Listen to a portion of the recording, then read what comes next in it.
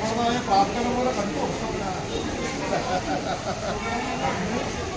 ഒരു പ്രവൃത്തി കൊടുത്തൊരു വഴിയാണല്ലേ നമുക്ക് ജീവിതത്തിലൊരു വഴികാട്ടുക. അതിൽ മുമ്പോട്ട് നയിക്കണമെങ്കിൽ നമ്മുടേതാകുന്ന ഭവനത്തിനകത്തോളം വേറുപാടൊക്കെ വണ്ണം കാര്യഗുണങ്ങളൊക്കെ കാന്തരമായിട്ട് നടക്കണമെങ്കിൽ എന്താ പറയുന്നത്?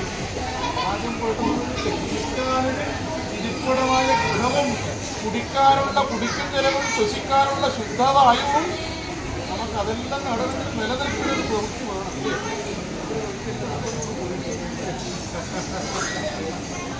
സാധ്യമാക്കി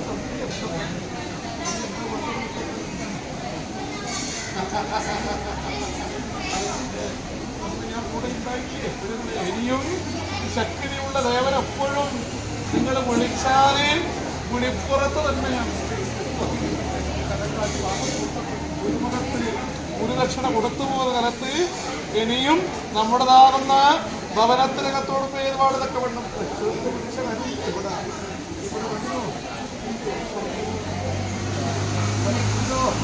ശിവനുണ്ടായാൽ ചക്കിലി വേണം. ശിവനും പാർവതിയും എന്റെ കയ്യിൽ വന്നില്ലെങ്കിലും പുരായ്മേ എന്റെ കടക്കണ്ണിന്റെ പ്രഭ ഞാൻ കൊടുത്താൽ പോരെ.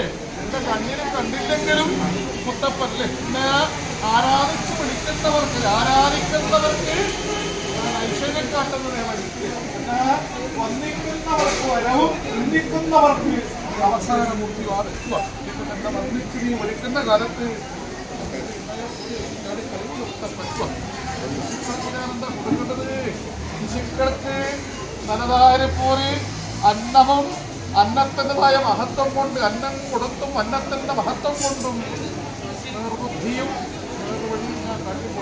സരസ്വതി മന്ത്രം നാവിലെന്നും ശാന്തയ്ക്കും പെട്ടെന്നും ഒന്ന് പൊങ്ങി ഒന്ന് മഞ്ചാടി എന്നിരിക്കുന്ന ഫലമില്ല മുത്തപ്പന്.